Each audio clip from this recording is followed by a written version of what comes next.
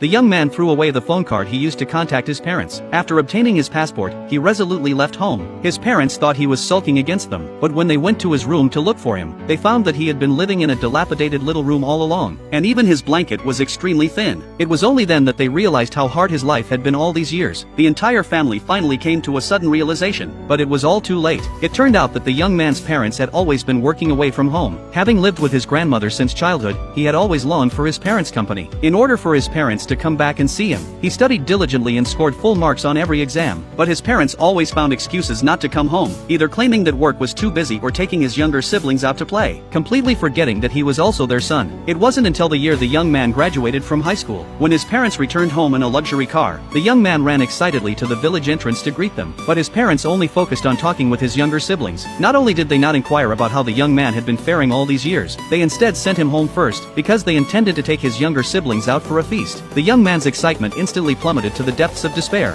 yet he still yearned for his parents to praise him, so he brought his college acceptance letter to show his parents, but unexpectedly overheard a conversation between his younger brother and his parents. Although his younger brother's grades were worse than his, their mother still favored the younger brother the most, not only saying that the young man was only good for studying and useless, but also planning to send his younger brother abroad for further education, so that he could eventually inherit the family business. When his younger brother worried that the young man might compete with him for the family inheritance, their father stated that if that were the case, he would sever ties with the young man. Then the father explained that his purpose for returning home this time was actually to donate money for the renovation of the ancestral hall. The young man was immediately filled with sorrow, only to realize that he had always been the extra one. Suddenly, a massive explosion occurred at a restaurant, and a circular plate pinned the young man's leg, rendering him immobile. Just as the building was about to collapse, his parents only thought of dragging his younger siblings to safety. The young man reached out to his parents for help, but they still chose to rescue the younger siblings first. Fortunately, some kind-hearted people rescued the young man and took him to the hospital, and when he woke up, he found only a doctor by his side. Suddenly, his mother called him, and the young man felt happy again, but his mother instructed him to go and take care of his injured younger brother right away, and the young man's heart immediately sank into despair. He clearly suffered from even more serious injuries, so he decided not to leave behind any attachments, and immediately called the foreign university, determining that he would go study abroad in 10 days. Perhaps his parents sensed that something was amiss, and they planned to change his surname back to his father's, since originally, because his parents had a second child, the young man had the same surname as his grandmother, and now his parents wanted him to revert to the original surname. The young man's long-awaited dream of over a decade was about to come true, yet he felt no joy whatsoever, so he threw the household registration documents his mother had given him into the trash, and without looking back,